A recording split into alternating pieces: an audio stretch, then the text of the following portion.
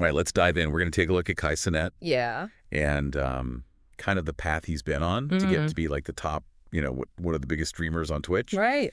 Um, you might be surprised to learn that he actually started creating content when he was 16. Wow. Back in 2018 on YouTube. Yeah. And he was already, even back then, Right. doing a whole bunch of different things on YouTube, just experimenting with different types of content.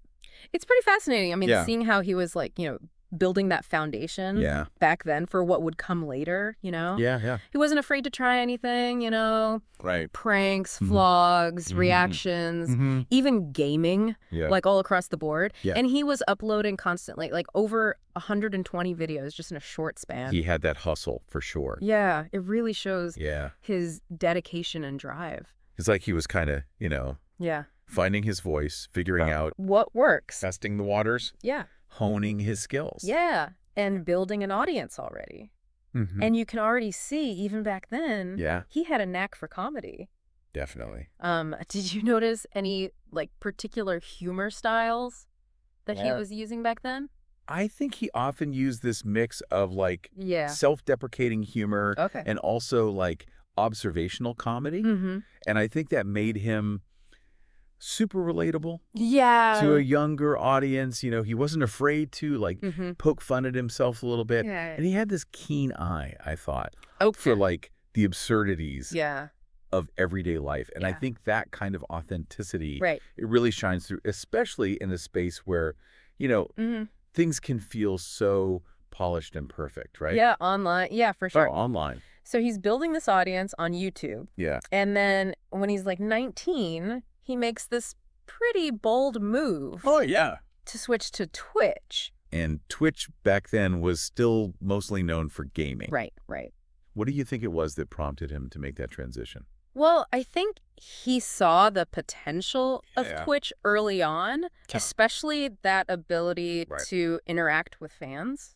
Okay. In real time, Right. I think he realized that live streaming was really the future of online entertainment. Okay. And he wanted to be kind of at the forefront of that shift. Yeah. And plus, I think he saw a gap, in the type of content that was being offered on Twitch. Yeah. It was all about gaming, right?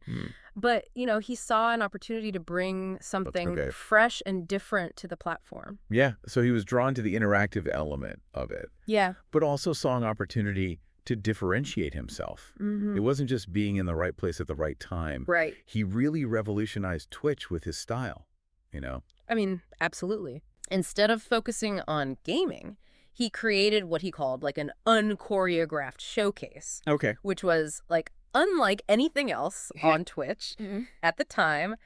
Imagine, if you will, this kind of mix of reality TV and late night entertainment. Okay. All happening live. Right. And unscripted. Right. It was chaotic. Yeah. And unpredictable. Right. And it was just super captivating to watch. And it really tapped into this, I think, cultural shift that was already starting to happen. Absolutely. Where people were craving authenticity and unscripted content, tired of the overly polished, manufactured stuff that you were seeing everywhere else. Yeah. And he was giving them this raw, unfiltered glimpse into his life and personality, and people loved it. They did. It was such a departure too from what you would typically see on a platform like YouTube at the time. Yeah. Very highly produced content. Yeah. This was the opposite. Yeah. Raw and in the moment. Right. And let's not forget that this is all happening on Twitch, which is a platform built for live interaction. Yeah. So people were in the chat, sending their emotes, engaging with him, and each other. Yeah, directly. And that's such a key part of Twitch, right? That you don't get on other platforms. It's that feeling of community. That shared experience, that's unique to Twitch. Right. And he totally understood that. And he used it brilliantly. Yeah. To build this highly engaged audience. But even with this innovative format, right. He didn't just sit back and let it grow organically. Not at all. He had a few more tricks up his sleeve. When it came to expanding his reach. And he already had that built-in audience, right? From YouTube. So he knew exactly how to use that. Like, he would regularly mention his Twitch channel in his YouTube videos. Okay. And, like, kind of encourage his fans to check it out. Okay. So it was a smart way to kind of, like... Bridge the gap between platforms. Yeah. And guide his existing audience over to his new venture. And he was also a master of clippable content. Yes. Which are those like short, shareable moments that like go viral? Go viral on other platforms like TikTok. Totally. Just like he was almost designing his streams. Yeah. With those little bite-sized clips in mind. It's like he had this, like, awareness, you know, of how these clips would work. You know, on a platform like TikTok. Yeah. Like, imagine you're scrolling through TikTok and you see this hilarious clip of Cenat pranking one of his friends. You know, you're going to laugh. You're going to share it. Right. Maybe you'll even follow him for more. Yeah. That's the power, you know, of that clippable content. And TikTok's, like, algorithm is built to, like, promote that kind of stuff. Engaging content. Yeah. It's going to spread like wildfire, you know, reaching millions of people who might never have even heard of him. Right. Or Twitch, for that matter. Yeah, yeah. It's a brilliant strategy. So he's become a master of using these different platforms to, like, amplify his reach. Right. But there's another aspect of this strategic approach that we can't overlook. Yeah. And that is... his collaborations. Yeah. But I want to pause here for a sec. We've covered a lot of ground. We have. You know, we talk about his early YouTube days, his innovative style on Twitch. What stands out to you so far about his journey? Well, his collaborations, I mean, talk about a masterclass in strategic growth. He was bringing in these high-profile guests from all over the entertainment world, rappers, musicians, you know, even athletes. And these collaborations weren't just about, like, adding star power to his streams, you know? They were really, I think, carefully orchestrated to achieve certain goals. It seems like he had this multi-pronged approach, right? Yes. Like he used them to, like, expand his reach, introduce his content to new audiences. Right. And, like, even spark some content ideas. Exactly. Let's break it down. Like, first of all, by bringing in these celebrities with massive fan bases, he instantly tapped into their audiences. You know, it's like cross-pollination on a massive scale. Okay. Like, for instance, when he hosted the musician Tyla on his stream, over 150,000 viewers tuned in live. That's huge. Huge jump in viewership. Yeah. And it exposed him to, like, a whole new demographic. So it's not just about getting more eyeballs. It's like attracting a diverse audience. Exactly. That might not typically watch him. Yeah. Yeah. Okay. So that's pretty savvy. It is. And then there's, like, the content innovation aspect. Like, the collaborations would often spark, like, these fresh ideas, right? Okay. Leading to this unique content that kept his streams feeling fresh and unpredictable. Right. Remember that hilarious series where he, like, pranked famous rappers with a fake producer? Yes. That was a direct result of collaborating with these musicians. Right. And it created some of the most viral moments of his streaming career. That's what I love about his approach. He's not just, like, following trends. He's like... he's creating them. Yeah, he's creating them. Yeah. He's pushing the boundaries of what's possible. Well, sure. In online entertainment. And these collaborations go beyond, like, they do. Just guest appearances on streams. Yeah. You know, he's formed some pretty significant partnerships. Most notably, I think, like, with Nike. Oh, yeah. That was a landmark deal. It was. Like the first of its kind for a streamer. Yeah. What kind of impact do you think that had? Well, the Nike partnership was a game changer. I mean, it really elevated his status from, like, a popular streamer to, like, a major player in the entertainment industry. Nearly 2 million viewers tuned in to his live stream event with Nike in Las Vegas, which just demonstrates, like, the sheer drawing power of a well-executed brand collaboration. Like, it wasn't just about the viewership either. Right. Like, he got access to exclusive content and opportunities that most streamers, could only dream of. Like, he was able to give away Nike sneakers to his audience, which created, a ton of buzz and excitement. It boosted his credibility too, right? Oh, absolutely. It shows that he's like someone that major brands want to work with. It brought this like level of legitimacy and validation to his brand. It showed that he was like a serious force to be reckoned with, someone who can like command the attention of major corporations. But let's rewind a little bit to something you mentioned earlier, subathons. So Cenat held this epic like month-long subathon called Mafiathon. The Mafiathon. Back in 2023. Now, for those who aren't familiar, can you explain what a subathon is? So a subathon is basically like this marathon stream. Where the streamer keeps going as long as people continue to subscribe or donate. So it's like a really effective way to boost engagement, and create this sense of community.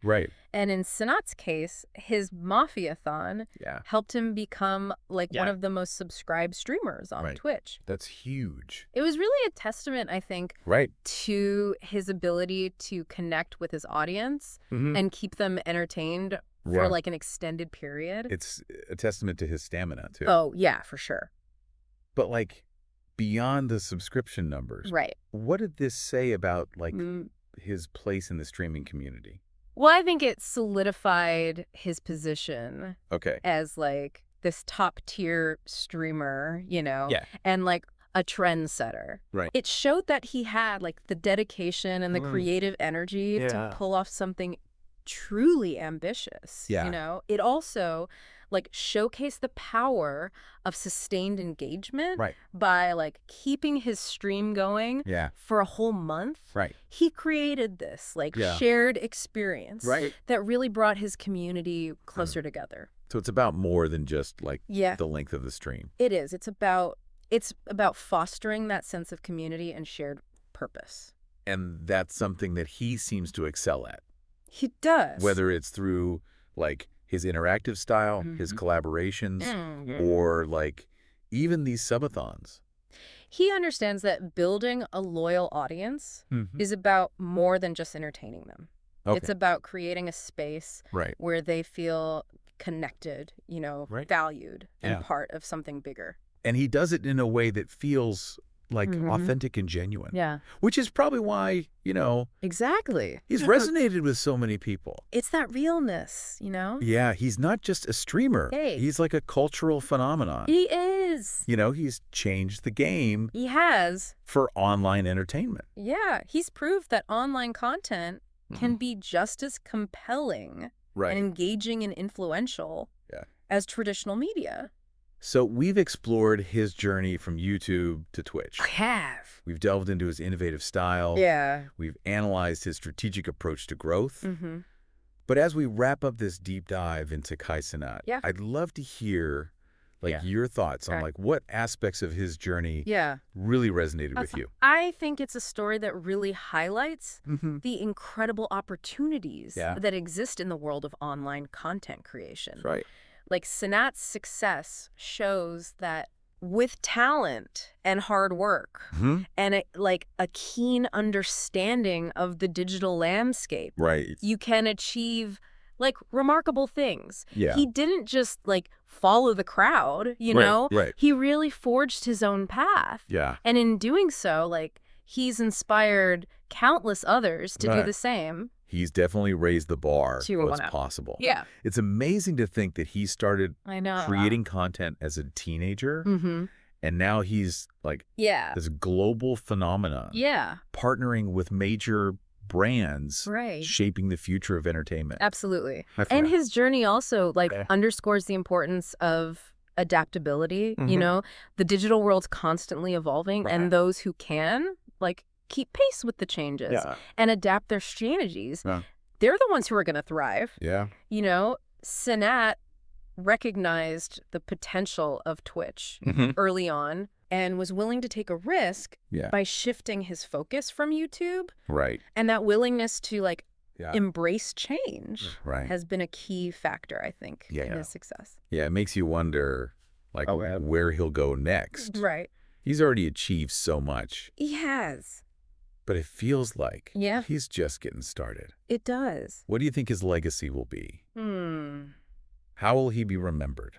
I think he'll be remembered as like a pioneer and an innovator who really pushed the boundaries of what's possible in online content creation. Right. You know, he's shown that streaming can be more than just gaming. It can be a platform for like comedy, music, real-time interaction with a global audience. Right, right. He's also demonstrated like the power of community building and like authentic engagement. He's really turned like the traditional entertainment model on its head. Yeah. Like he's built this massive following, this successful career without the backing of like a major network or studio. You know, he's done it all on his own terms. Yeah, which is incredibly inspiring. Like he's a testament to the like democratizing power of the internet, where like anyone with a camera and Wi-Fi connection can potentially reach millions of people. It's crazy. It is. And he's done it with this like unique blend of humor and charisma and strategic savvy. He's the whole package. So as we conclude this deep dive, I want to leave you with a thought-provoking question. All right. As traditional media continues to evolve, you know, and like converge with the online world, how might figures like Cenat shape the future of entertainment? What new possibilities will they unlock? Right. What impact will they have on how we like consume and interact with content? It's a question worth pondering. It is. As we like witness this ongoing transformation of the entertainment landscape. It's a really exciting time. It is, to be like a witness to it all. Yeah. Cenat's journey is just one example of the incredible innovation and creativity that's happening in the world of online content creation. It really is an exciting time, and I can't wait to see what the future holds. Well, thank you for joining us on this deep dive. Yes, thanks for having me. Into the world of Cenat. We hope you found it informative and insightful. Absolutely. Until next time, keep exploring, keep learning, and keep diving deep. Dive deep.